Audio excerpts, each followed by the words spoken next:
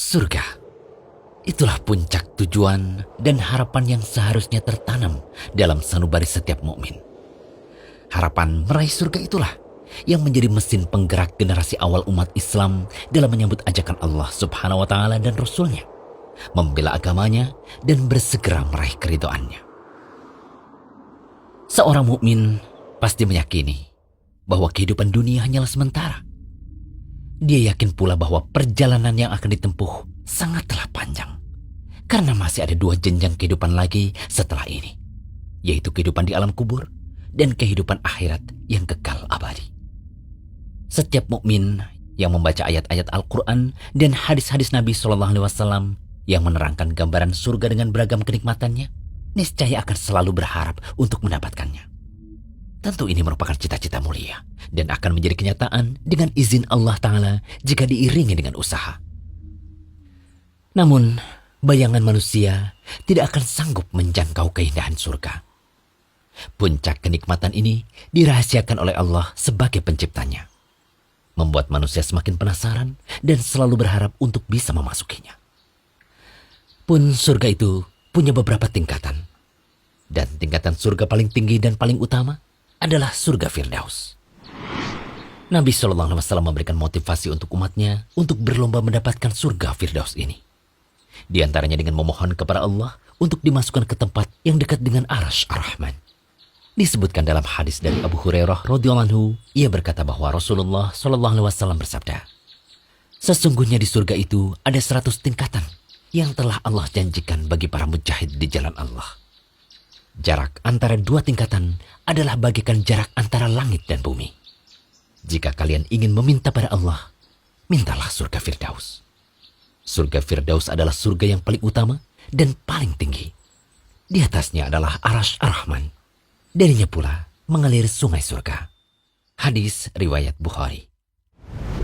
Setelah mendengar hadis tadi, mungkin sebagian orang berkomentar, "Surga, tapi ngaca dan sadar dirilah.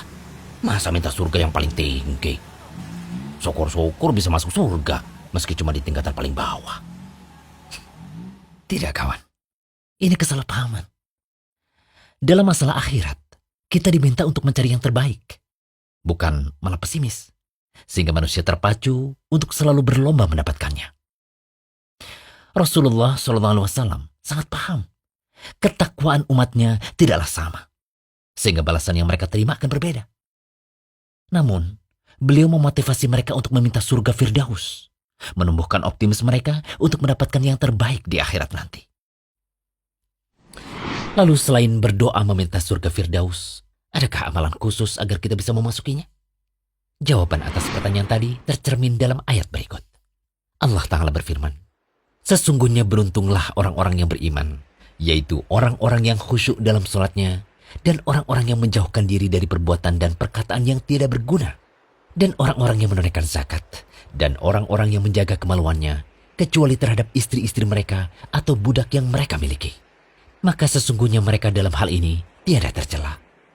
Barang siapa mencari yang dibalik itu, maka mereka itulah orang-orang yang melampaui batas, dan orang-orang yang memelihara amanat-amanat yang dipikulnya dan janjinya, dan orang-orang yang memelihara sholatnya.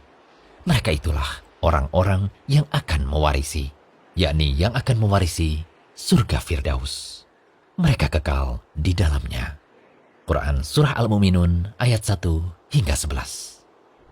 Dari ayat tadi kita bisa merangkum 6 amalan yang bisa dikerjakan seorang muslim agar bisa menjadi penghuni surga Firdaus. Yang pertama, khusyuk dalam sholat. Ibnu Katsir rahimahullah menyatakan bahwa khusyuk itu bisa digapai jika hati kita tidak memikirkan hal-hal di luar sholat dan mementingkan sholat saja daripada berbagai perkara di luar sholat. Kedua, meninggalkan hal yang sia-sia. Syekh As-Sa'di menyatakan bahwa jika dari yang sia-sia saja dijauhi, maka yang haram lebih pantas dijauhi. Ketiga, menunaikan zakat.